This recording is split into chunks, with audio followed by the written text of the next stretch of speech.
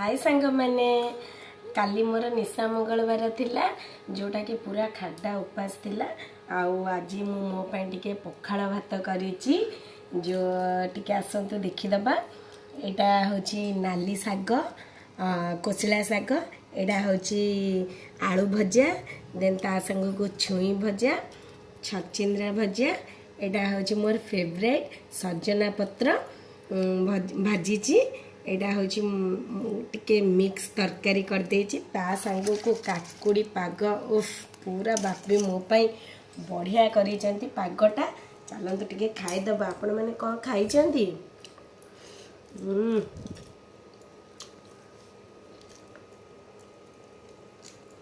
साग भजाटा तो मस्त सजना पत्र ता संग को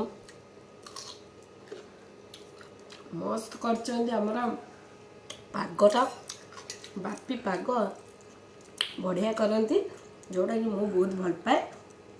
आपण मैंने कौन खाई मोर तो बिना प्याज रसुण 2 मास है चलला निशा मंगलवार गला एवं कार्तिक मास स्टार्ट हो गला।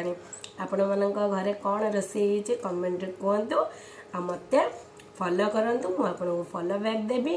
Tata bye bye.